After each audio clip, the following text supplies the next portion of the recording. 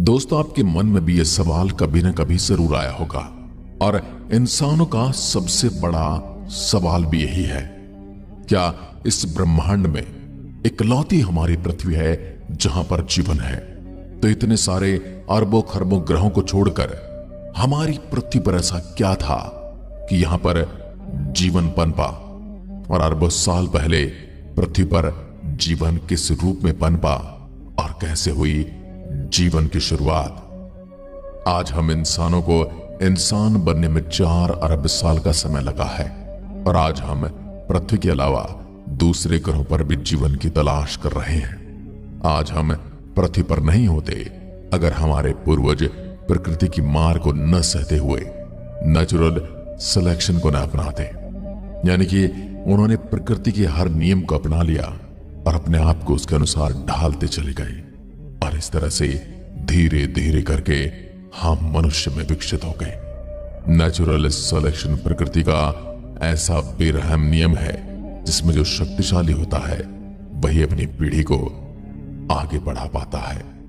हम इंसान न जाने कितनी बार नेचुरल सिलेक्शन से होकर गुजरे हैं और आज भी हम प्रकृति के इसी चुनाव से गुजर रहे हैं। न जाने कितनी बार हमने महाप्रलय को देखा है, फिर भी हमने जीने की इच्छा को नहीं छोड़ा है। आज हम प्रकृति के से प्राकृतिक चुनाव के बारे में विस्तार से जानेंगे। 4 अरब साल पहले पृथ्वी आज की तरह तो बिल्कुल नहीं थी, बल्कि हर तरफ धधकता हुआ लावा फैला हुआ था, जैसा कि शुक्र ग्रह पर आज के दिन फैला हुआ है। पृथ्वी का माहौल नरक से कम नहीं था। मान के चलो कि पृथ्वी पर उस वक्त नरक ही था।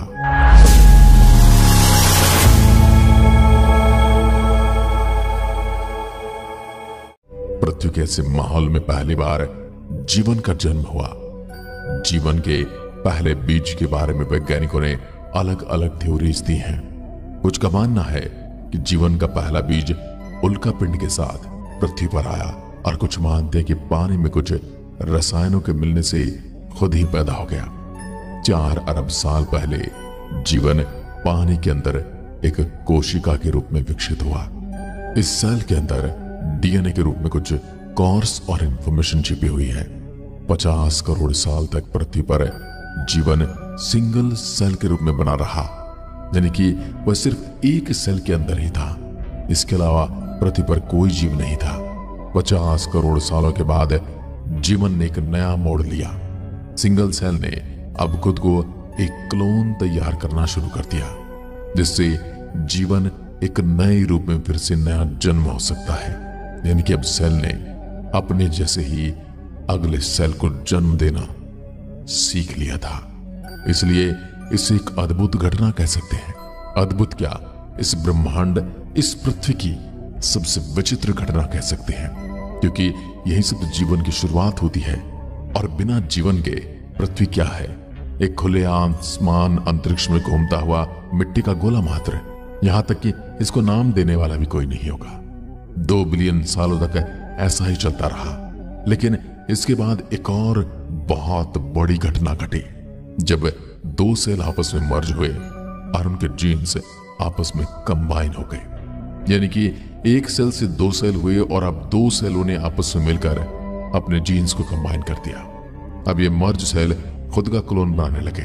यानी कि जो सिंगल सेल था उसने अपना क्लोन बनाया, उसके बाद 2 सेल मिले और उसके बाद उनके क्लोन बनना शुरू हो गए।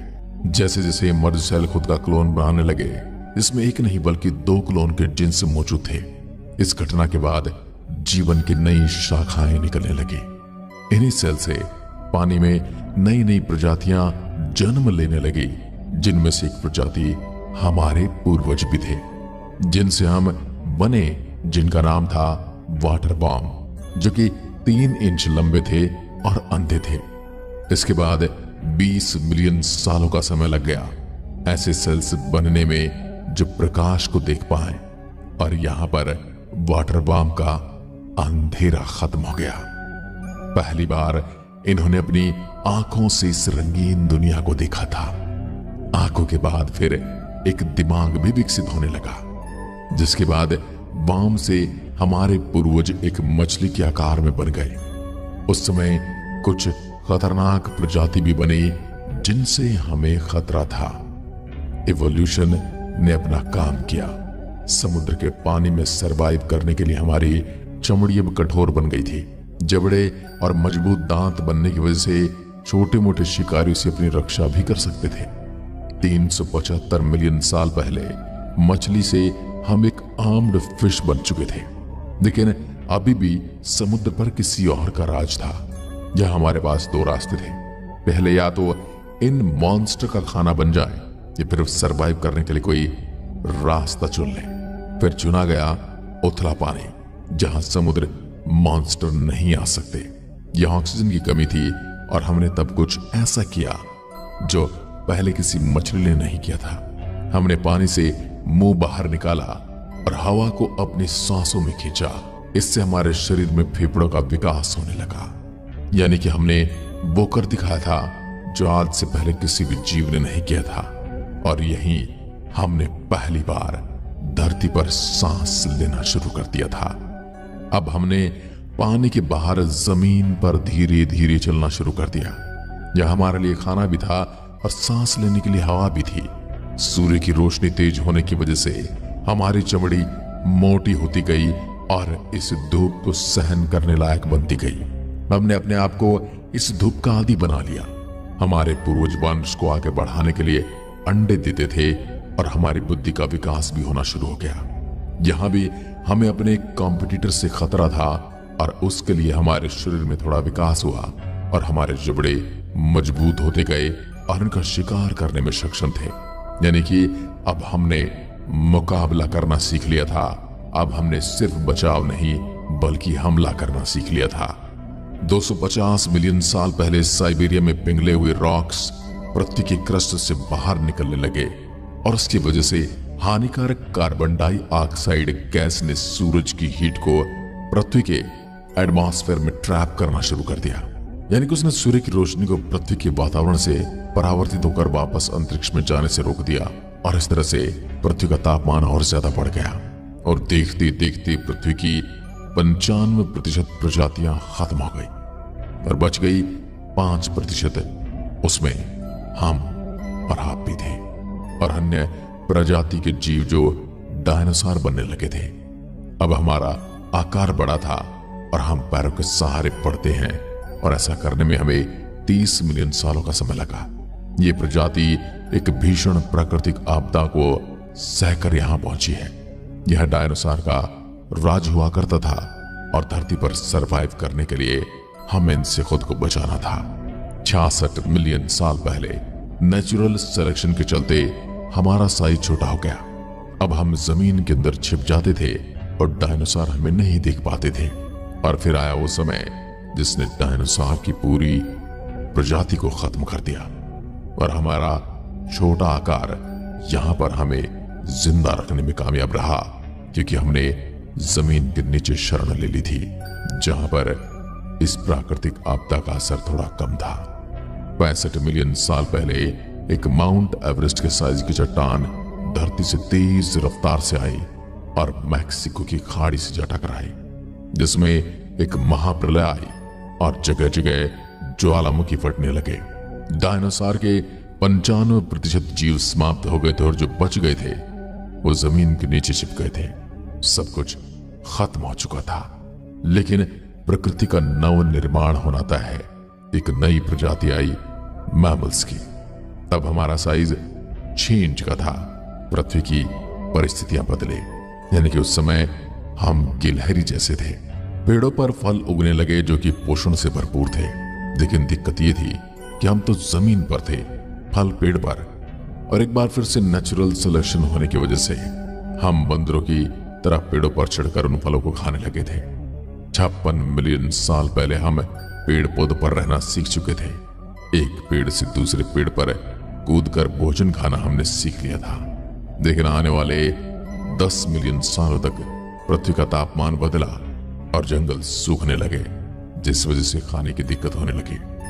नेचुरल सिलेक्शन ने फिर अपना काम किया और हमारी पूंछ गायब हो गई, हाथ लंबे हो गए। उस समय हमारे पूर्वज अफ्रीका के उस भाग में थे जहां आज सूखा है। अब भोजन की तलाश में हमारे पूर्वजों ने जंगल छोड़कर दूसरी जगह पर जाना शुरू कर दिया। तब हमारा साइज 4 फीट का था और दिमाग एक संतरे जितना बड़ा। 4.4 मिलियन साल पहले हमने पहली बार जमीन पर चलना सीखा। हमारा काम आसान और तेज हो गया था। आने वाले 1.2 मिलियन सालों तक हमारा क्रमिक विकास होता गया और हमारा शरीर इस तरह से विकसित हुआ कि हम 2 पैरों पर और तेज चलने लगे। 3.3 मिलियन साल पहले हमें जंगली जानवरों से खतरा था, लेकिन हम अपनी बुद्धि के दम पर उनसे बचते गए। 2.3 मिलियन साल पहले हमारा दिमाग पहले की तुलना में 2 गुना हो चुका था। तब हम होमो हैबिलिस थे। इन्होंने ही सबसे पहले पत्थर के औजार की खोज की और इनकी पूरी जिंदगी बदलने वाली थी। अब हमारे पास पत्थर के हथियार थे जिनका प्रयोग हम शिकार करने के लिए करते थे। भोजन के लिए हम दूसरे जानवरों से उनका भोजन छीनते और कई बार अपने बंदूकों से लड़ना पड़ता। समय के साथ हमारे हाथों के अंगूठे बड़े होते गए। दूसरे टूल को पकड़ना आसान हो गया। आज से 1.8 मिलियन साल पहले हम होमो इरेक्टस बने। यहां से पहले तक हम परजीवी ही थे जो किसी और के शिकार को चुरा कर खाते थे। अब हम शिकारी बन चुके थे और खुद से शिकार करते थे। कंदमूल फल भी खाते थे और अब हमने अपने पसंदीदा फलों का चुनाव भी कर लिया था और उसी के आसपास बसेरा बनाने लगे थे। हमें फलों के मौसम की भी जानकारी होने लगी थी कि किस मौसम में जंगल के किस हिस्से में किस तरह के फल मौजूद होंगे और साथ ही साथ शिकार भी। हमने अपनी प्रजाति के लोगों के साथ मिलकर शिकार करना शुरू कर दिया और साथ ही बैठकर खाते, यानी कि अब हमने समाज का निर्माण करना शुरू कर दिया। हम तेज दौड़ने लगे।